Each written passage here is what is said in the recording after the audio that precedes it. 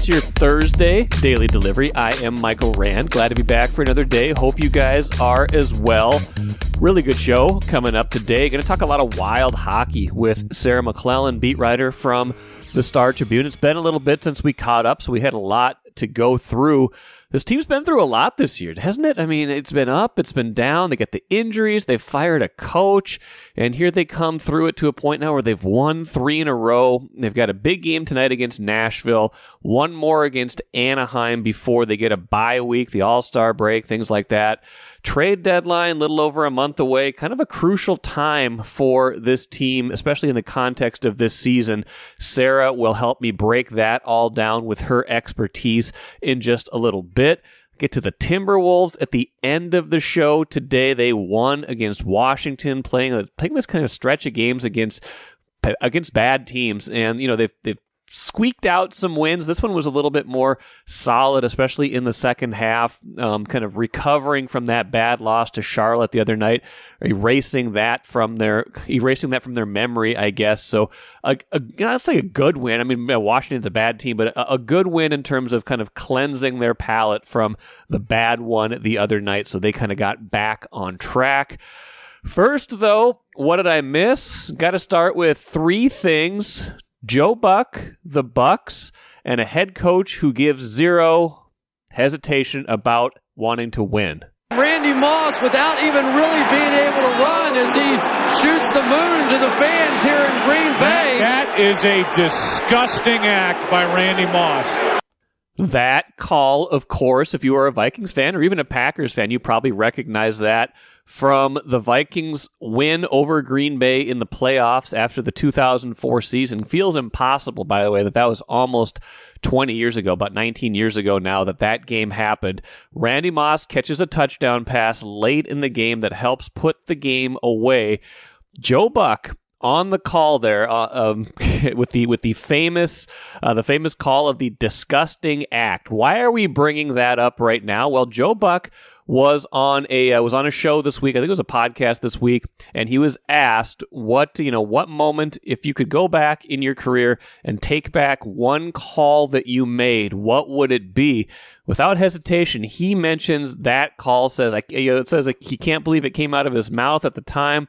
That with the benefit of hindsight, he wished he had done it differently. That he doesn't live in a space of regret, but it's not like he loses sleep over it. But if he had to do it all over again, could kind of time travel or just wish it hadn't happened. And he said this a little bit over the years that he kind of regrets it. But it was interesting to me because that has been such a polarizing call over the years. Vikings fans, I think a lot of Vikings fans developed a distaste or dislike for Joe Buck over the years because of that singular moment in history. And Buck obviously has been on the call for numerous big games. He's with Fox, ESPN. He's had a lot of high-profile assignments.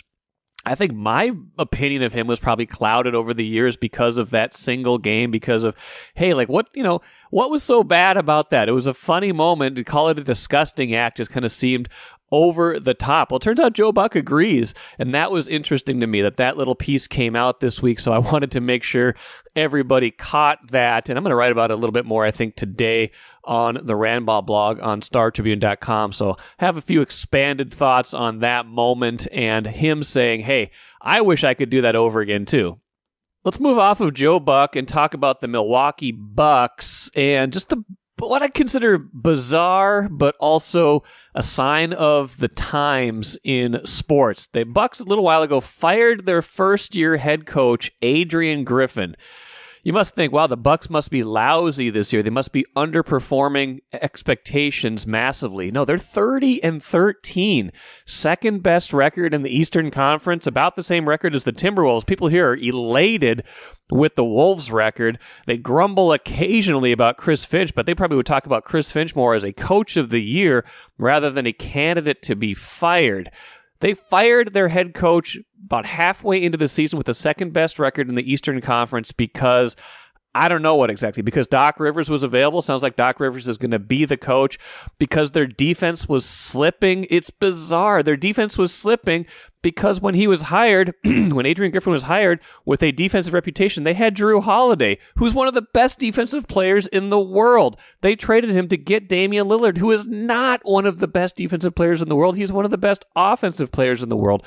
Their identity changed immediately, and now they're blaming some sort of bizarre set of circumstances on their head coach. I don't get it. It's very odd. Like in one case, it's very sports and even just like world 2024, right? You see something, it's not quite working, and you make a quick decision and you fix it, you change it. So I get that. Like their championship window is now. They've got 2-3 years maximum, probably with Giannis and Damian Lillard as their core, Chris Middleton too. They've got that kind of core right now that wants to win now. So yes, I get it. If you don't think this coach is going to get you there, maybe you do need to make a change, but it feels radical. Like they're not a 500 team. They're winning right now. They're figuring things out. You had to change your entire identity after this head coach arrived because you made a trade that changed your identity. I get it and I don't get it. I don't know why I'm so drawn to this story. Like I don't really care about the Milwaukee Bucks all that much. There's no like Wolves-Bucks rivalry. There's not this like intense Minnesota-Wisconsin rivalry that exists between these two teams, but I just found it bizarre when I said, wait, this coach they fired was 30-13, and now they're bringing in Doc Rivers, whose most success came 15 years ago. Not saying he can't have success now, not saying he's not the right person for this window of time, but strikes me as odd that a team that is successful and seems like it's been successful this year and has made this intentional hire less than a year ago is now going in a different direction. And finally, speaking of coaching, this is not unexpected at all. Jim Harbaugh has been announced as the head coach of the LA Chargers. Sounds like it's a 5-year contract. Everybody's saying the right things. Harbaugh won a national championship, of course, with Michigan this past season, kind of running away from the NCAA at this point, had 2 suspensions last season. He's got the whole cheating scandal, the recruiting stuff hanging over him. Probably the perfect time for him to go. Who are the Chargers getting exactly? Well, they're getting a coach who pretty much wins everywhere he goes. And this, you got to tie this back to the Vikings. Can't help it because Harbaugh was here for an interview about 2 years ago exactly. Vikings end up hiring Kevin O'Connell instead, a first-year head coach. O'Connell's had some success. I think O'Connell has a really bright future. If they had hired Jim Harbaugh in that moment, I don't know that he was the right coach for the time. This is more of a roster in transition than it is a team ready to build and win right now. The Chargers have some building to do, but they're probably in a different spot than the Vikings were because the Chargers have their young quarterback, Justin Herbert, to build around for the next 5-10 years. The Vikings didn't have that. They have Kirk Cousins, but they didn't have the guy that they knew could get them someplace in the next 5 to 10 years. So different job, different place for Jim Harbaugh. He's got some connections there. He played there previously in his quarterbacking career in the NFL 25 years ago. So it makes some sense, but you bring it back to the Vikings. If they had made a different decision in that moment, it probably would have meant they were going for it right then and there because Jim Harbaugh is a guy who is ready to win right now. We will see how that move shakes out in the long run. And we're still going to judge that, especially now that Harbaugh is back in the NFL. It will be a fascinating storyline for the next 2, 3, 4, 5 years, however long both of those guys are employed in their respective jobs. Could be longer. It's just the nature of coaching. Hey, some guys get fired after half a season, like Adrian Griffin did in Milwaukee. Different sport, but same kind of thing. You're seeing NFL coaches get let go after a year, sometimes less these days. How will Harbaugh do with the Chargers? What does it mean for the woulda, coulda, shoulda, might have happened with the Vikings? That will be something I will be watching over the next few years. Grand Casino would like to take a moment and salute the true football fan. The passion, the hope, the anticipation, that incomparable feeling of winning. Grand Casino would also like to take a moment to remind you that you can find all that anticipation, thrill, and winning at Grand Casino. Grand Casino, let your story begin. Let's bring in Sarah McLellan right now from the Star Tribune. Talk a little Wild hockey today. Sarah, how are you? I'm doing well. How about you? I'm good, thanks. It's late January. It feels like the time where we really start to shift a lot of attention onto the NHL. You've been paying attention to it, obviously, 12 months a year, but if you're a Minnesota sports observer, like the Vikings season is over, college football's been over for a while. It's not Twins season yet. We're kind of like, okay, if people are just kind of casually dipping their toes into the Wild season, and now are starting to ramp up a little bit, to me, it feels like they don't know what to expect, because I have not been able to figure this team out all year. They're up, they're down. Do you have a better handle on kind of what's going on and where their season is at right now? That's very appropriate. I think up and down. How did they get here now? So they're, a couple more games to go before they have a bye week and the All-Star break. So how did the Wild get here? Where are they at right now? Well, Yes. They're a few points back of a playoff spot. They're in the mix, but they keep kind of shifting from being in the race to being kind of on the edge of the race. But the fact that they are still kind of in pursuit speaks to the turnaround that they had after a poor start. They obviously fired Coach Dean Evison, made a coaching change, brought in John Hines, and then immediately started playing better. They won 4 in a row. They went on an 11-3 run. They really turned it around. They really looked like they adopted the changes that John Hines implemented seamlessly. And then, they were back in this race, and the playoffs obviously, looked like that was something that they were going to contend for the rest of the season. Since then, there's been those ebbs and flows. There's been, a 4-game losing streak. They've dropped 6 out of 7. They had 1 win at one point in like an 8-game span. There's been some struggles, but again, now they won 3 in a row. They've won 4 of their last 5. So they're back now at a position where Thursday's game against Nashville has 4 points on the Wild, but obviously that could, be cut down to 2, and Nashville, is sitting closer in that playoff spot that the Wild is chasing. They're right now in that second wild card spot. That could change, obviously, based on what happens in these next few games, but that's a big game. So they're back in that territory where there's these 4-point game nights, and they're playing division battles that have, terrific significance on the standings. It's been very up and down. It's been kind of back and forth. On the whole, though, since John Hines took over, they have rebounded. They've made some changes. Through it all, though, I think kind of the asterisk is the injuries, the adversity that this team has dealt with. I think when you probably look back on this season, that'll probably be one of the hallmarks, one of the telltales of what the team dealt with was just kind of the constant struggle to stay healthy. And that's going to stay that way the rest of the season. Captain Jared Spurgeon is going to have season-ending surgery. So their blue line in particular has been affected by this. So they're persevering and staying in the hunt for a playoff spot despite being shorthanded. So very much up and down, roller coaster, ebbs and flows, but they're still there. They're still in this conversation. The injuries too, like you said, I mean, Jared Spurgeon, has been a bunch of other guys that have missed some time, and some guys still out. They're kind of getting guys back. Then they're hurt again. Gustafsson was out for a while. Felt like their latest lull was everything at once, all the injuries at once. So I kind of gave them a pass a little bit on that, but then you looked at it and you're like, well, if they don't get guys back soon and start winning soon, like they were all of a sudden like 8 points back of that last wild card spot. And there's a lot of teams kind of fighting for 1 or 2 spots there. It's kind of, there's a clear hierarchy in the West, it seems like, where, even if they're in the mix, there's kind of like a lot of teams in that mix. Then there's this clear, like, top 6, top 7, however it's sorting out right now. But it did feel like injuries told the story of the most recent stretch of bad play more than anything else. Like they just couldn't overcome a lack of talent or a lack of the kind of talent that they're used to having. It really stood out, and that was a change from earlier in December when they were playing some of their best hockey, even though Jonas Brodin wasn't playing, Jared Spurgeon wasn't playing.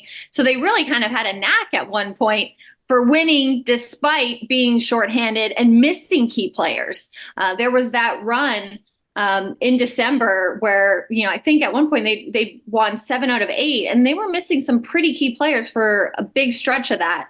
But you're right. I think when the injuries to Philip Gustafson and Kirill Kaprizov happened in the same game, and they lost those players for around 2 weeks, those were absences. I think that you're right. They really showed up in their play. And why wouldn't they? That's their leading, one of their leading offensive producers, obviously, right now, their leading scorer in Kirill Kaprizov, and their top goalie in Philip Gustafson. So I think you're right. I think that really showed at that point. I really thought then, that recent win last week in Florida kind of maybe was the culmination of like, enough is enough. Like they were injured, obviously. They'd been losing ground. They were just coming off, a really tough loss in Tampa Bay the night before. Fleury gets hurt in that game against the Panthers, leaves. Gustafson comes in, and they find a way to hang on and win 6-4, score 5 power play goals. Like that really felt like that could be a galvanizing turning point win, because the news had just come out that Spurgeon would be done for this season. Freddie Gaudreau was hurt Thursday night in Tampa. Like the adversity just kept piling on. It was kind of a microcosm of the season. Like, okay, what next for this team? What else can they withstand? And it just looked like they just kind of drew a line in the sand and found a way. And since then, that's been the start of this win streak that they're on right now. They won against Florida. They then wrapped up the trip with a win in Carolina, kind of eking out a victory. They weren't really in that game in the first period. Carolina really controlled the puck, had a lot of shots on net, a lot of possession, but the Wild win a 5-2. And then again on Tuesday night against Washington, a 5-3 victory. A couple of those goals really late by Washington. So it was a pretty solid effort, start to finish for the Wild. So what's next, though? Like, is this going to continue? That's kind of like what we said, the defining point of this team in this season. Can they keep it going? Is it still going to be, a couple steps forward, a couple steps back? They definitely have an opportunity. This is a big game against Nashville coming up, and then they play Anaheim, who obviously is struggling this season right before the break. So there's opportunity there. We'll see if they get any healthier the rest of this way. Fleury still hasn't returned, but Gustafson's won 3 in a row. So it really is. I think really in hockey, your best players really do set the tone. Gustafson's played well, and so has Kaprizov. He's played some of his best hockey of late during this win streak. He had the hat trick in Carolina. So those players continue to set the tone. It certainly looks like it bodes well then for this team's potential on a nightly basis. Taking just a little step back to the coaching change, and we've seen enough of John Hynes now to kind of know what he wants out of this team. What specifically, whether it's stylistically, whether it's lines, whether it's like what he wants them to do on a power play or penalty kill, what aside from just being a different voice, do you think he's done differently here? I think a word that really stood out to me that was mentioned early on was predictability. And it makes sense, but maybe it kind of gets glossed over in, the 82 game season and the NHL and how competitive this league is and how high scoring it is. But, for this team to be predictable, and what I mean by that is on the ice in situations that happen at such a frenetic pace. This game is played at such a high speed that these players know what to expect when someone has the puck on their stick in a certain situation, what's going to happen next. And it's difficult to predict because obviously this is a sporadic game. Everything happens so quickly, back and forth. But I think that then speaks to the foundational system that this team, is supposed to have under Hynes' direction. And it starts in their own end. And I really think it's predicated then on how quickly they can get out of their own end and how quickly and effectively they can break out the puck. And that goes then back to the predictability, because if everyone's in the right spot or everyone knows where the puck should go, that transition should happen pretty effectively and at a pace that then allows them to play offense. And this is a north-south team. This isn't an east-west kind of dipsy-doodle around the pressure and get through these neutral zone traps that other teams play. This is a team that has to go straight forward. And then it can get on the walls, get in a forecheck, win board battles, but then ultimately funnel pucks to the net. And so it all starts in their own end and how quickly they can get the puck out. And it sounds so simple, but I think it gets glossed over because this is a highlight reel driven league. Everyone wants to see, the mad dashes up ice and, the superstar plays. And there is that, but really, I think it's just having that understanding of what to do in those situations at the right time so that they're predictable, so that they know what can happen and they can execute it. And it's been clear when they stick to that, and it's been clear when they struggle with that. It shows in the results. And so the best defense is no defense, right? Why you don't have to if Right. you don't have to play defense and you can play offense, that totally alleviates the pressure in their own end, and they're able to get to their style up front. And that's where the Kirill Kaprizovs and the Matt Zuccarellos and the Matt Boldies and the Joel Eriksson-Eks can make plays. That's interesting because we hear NFL coaches sometimes, especially Kevin O'Connell with the Vikings, talking about we want to be unpredictable. We want, I think they want to know what they're doing, but they don't want their opponent necessarily to be able to guess. But that's probably the difference. One of the differences between football and hockey. There's many differences: the ball, the puck, the ice. Okay, but just in terms of football starts from a static point, every 30 seconds or so. Everybody has a chance to kind of regroup and figure this out. Aside from face-offs in the NHL, everything, like you say, is so fluid, happening so fast that you need to know what you can count on. Just, I guess it kind of boils down to essentially to making the simple play or making the smart play instead of making the play that gets kind of stay in your lane. Hockey is that kind of what he wants them to do? Don't get over your skis. Just do the thing you're supposed to do. Right. And it doesn't strip away creativity. The creativity happens when they get, to the offensive zone and they can make plays, and you're making those plays, 150 feet away from your own net.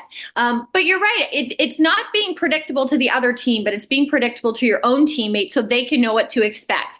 Because what happens when somebody makes a pass and no one's there to receive it? There's a breakdown, and we see turnovers, and we see, what happens when they get leaky in their own end because a clear doesn't happen, or somebody doesn't get on the end of a puck, or they bobble it because they weren't expecting it.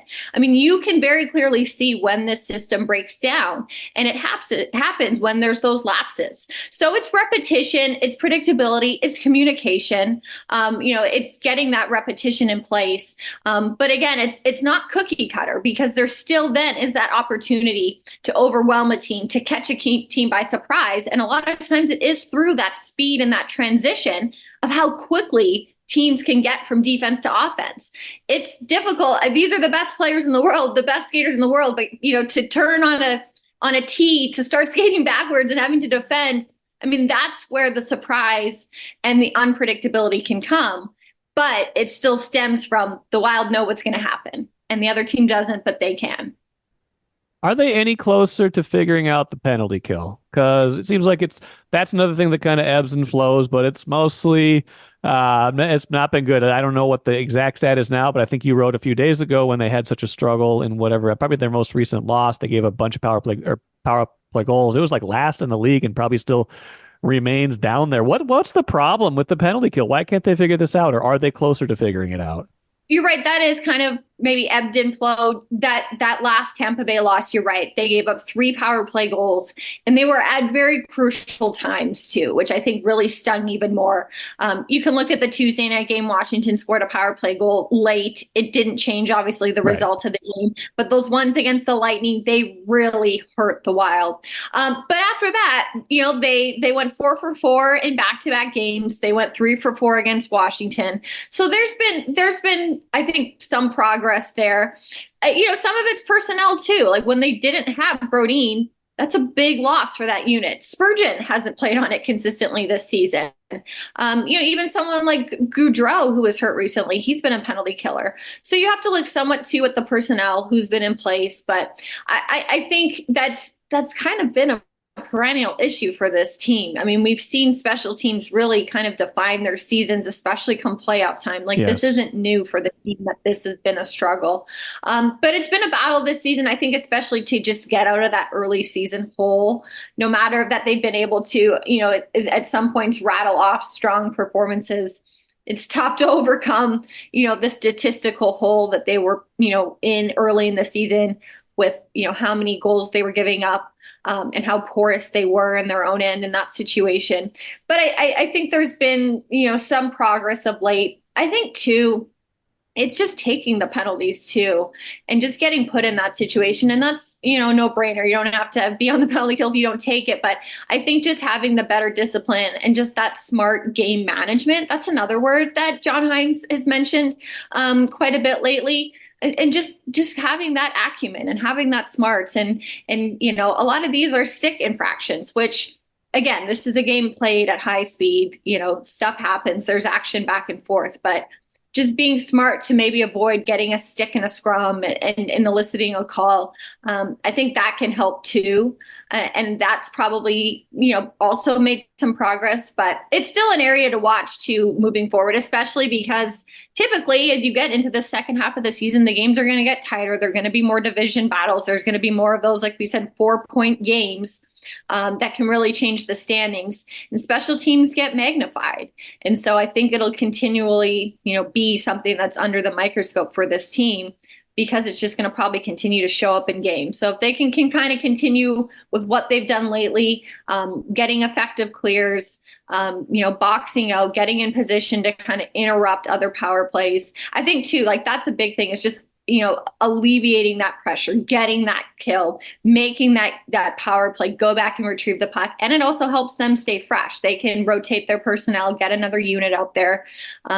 It sounds basic, but that really is the key to a successful penalty kill. You see the best ones do it that way.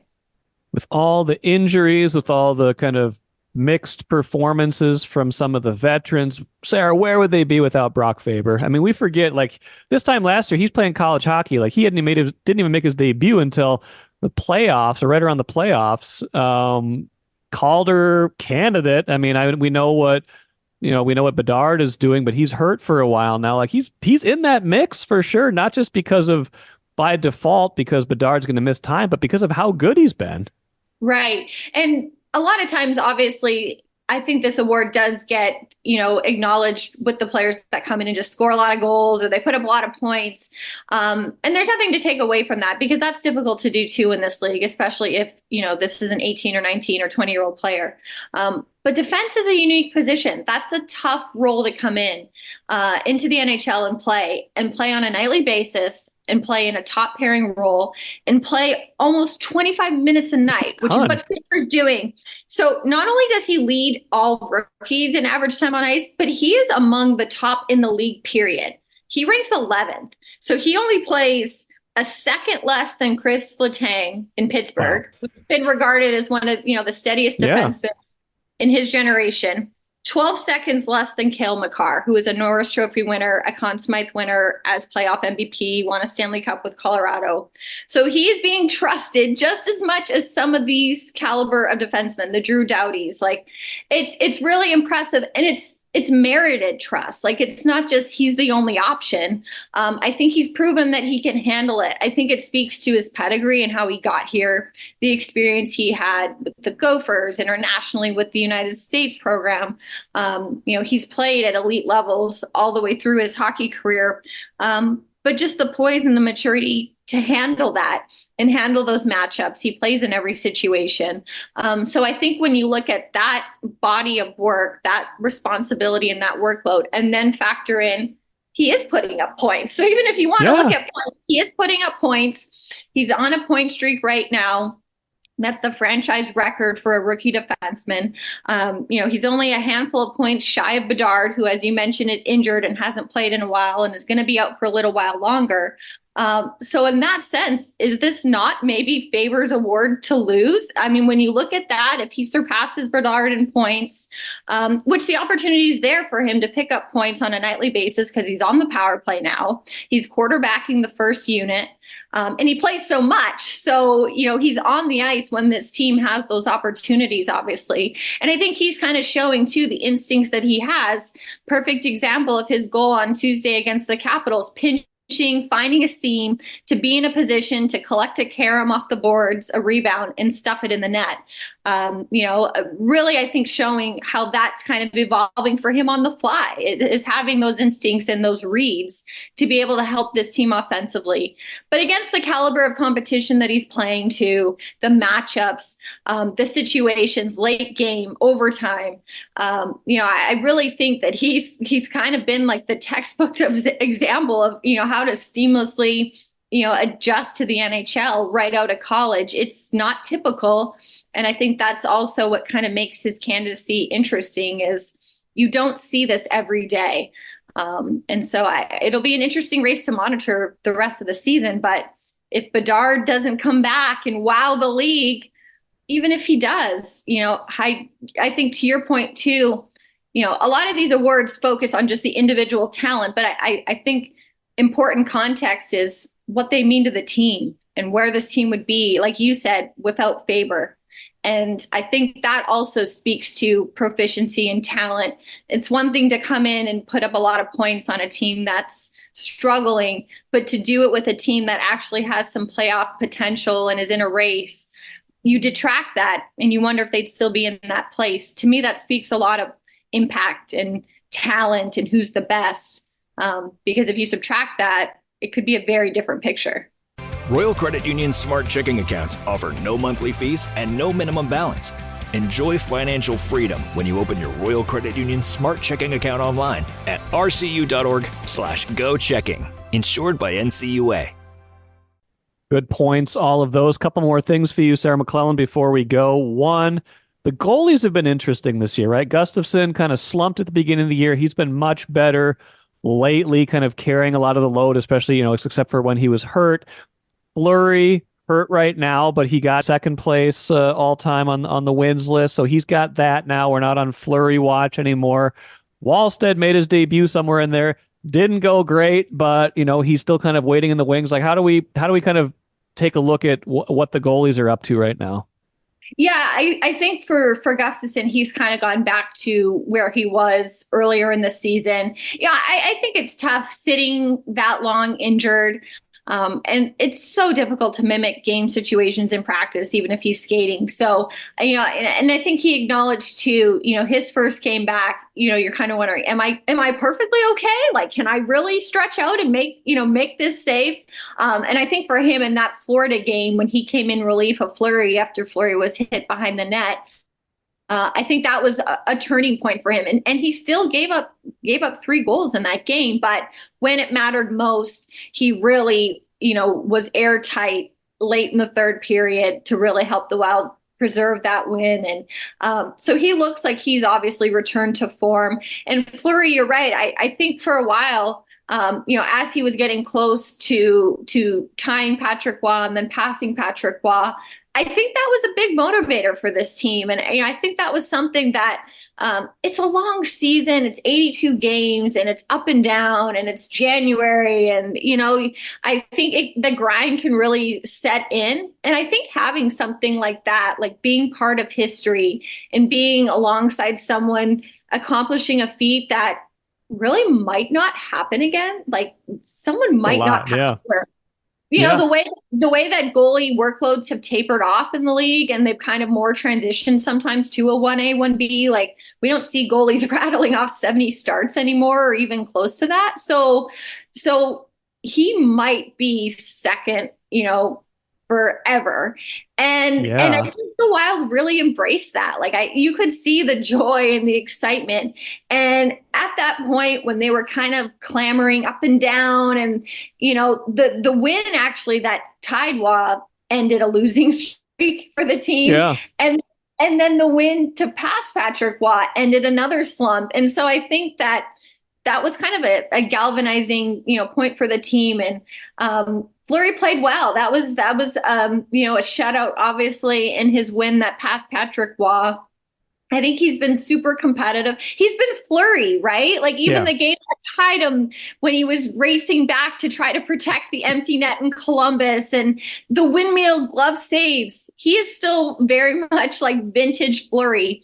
And that to me speaks to his competitiveness and wanting to win. And that's what this team needs. They're in a battle and every point is important. And it's been tough. It's been a long season. There's been the coaching change, the 7-game losing streak, the 4-game losing streak, the losing, 7 out of 8. Like, it's been tough for this team. But to have kind of those, those moments or bursts of excitement or feel good action, a lot of it stemmed from their net and from their goaltenders. And, Wallsted's debut was obviously very difficult. And that was, in a stretch, again, that's been very tough for this team. That Dallas matchup, going back to the playoffs last year, that has been tough for this team. So for him to go on the road in Dallas, after the team had just lost to Dallas at home, it was tough. But again, I think still this is now a situation where when the team's playing well, they're getting the goaltending that they need to be competitive. And I think you've seen that lately with Gustafsson and him being, in net for all 3 of these wins that they'll take into this Nashville game. Given all that, the break is coming up. What's a realistic expectation for this team this year? Is it that they should stay in the race and at least make it close? Is it that they should be a top 8 team? Is it that, man, this just isn't the year and it might, kind of falter towards the end? What's a realistic expectation? We're probably going to know sooner than later because the way that I look at the schedule coming out of the break is it's opportunity. It's opportunity to either, pull closer or jump over the teams that they're chasing, or it's an opportunity for those teams to, keep the Wild in the rearview mirror. There are a lot of games coming up out of the break against teams that they are in direct competition with for, that last wild card spot. They're going to see a lot more of Nashville, Arizona, St. Louis, even Seattle. And there's some tough teams in there regardless. They're going to see Vegas. They're going to see Vancouver again, Winnipeg, which is having a tremendous season. So there are some tough games coming up. So this to me is very make or break. Again, I think it speaks to opportunity. If you're chasing a team, wouldn't you want to play them and pry those points away from them and you get them? So I think it's going to be very telling, and I think it'll be very telling soon out of the break because I think they're going to rattle off, some of those games soon. They're going to see Arizona soon after the break. They're going to see Seattle, again, Nashville, St. Louis. And I think that's all kind of right before the trade deadline. So again, that could be a really telling moment for the direction of this team, but it's opportunity to me for them to really show what they're made of. And it can go either way, but I think we'll probably know maybe, that first month out of the break, most of February, where this team is headed, because the math is just going to make it so. These are going to be 4-point games, seemingly, every other night. And so I think we're going to really see soon here if they can keep up with that or if those points, they just become too much for them to overcome. We'll have one of those even Thursday before the break. Like you said, that Nashville game is important. You want to have some momentum going into that break as well. Sarah McLellan, appreciate it as always. We'll check in again soon. Sounds good. Take care. Good stuff from Sarah. It's going to be an uphill climb for the Wild, regardless of how well they play. They just lost so many points along the way here. We should get some clarity soon, but essentially it's like two spots are kind of up for grabs. It looks like the Oilers have figured themselves out. They've won 14 in a row. So you kind of have a top 6 in the Western Conference pretty clearly defined right now. Then you've got like 1, 2, 3, 4, 5, 6, 7 teams kind of battling for 2 wild card spots, and the Wild kind of at the bottom of that heap right now. So we'll see. They do have a chance. You look at the probability reports, anywhere from 12 to 20% right now. Not astronomical, but not great right now just because of too many dips, too many lulls in this season. An opportunity, like Sarah said, over the next month and a half before the trade deadline to maybe get back in a position where they would want to add rather than subtract, but still not where they want to be in the course of this season. Let us finish with the cooler. Wolves are back where they want to be in the course of this season. Beat Washington on Wednesday night. Wizards, not a good team. Wolves trailed at halftime, but got a much better effort in the second half and started making more shots. I don't know if there's effort so much in the first half. They just weren't making shots.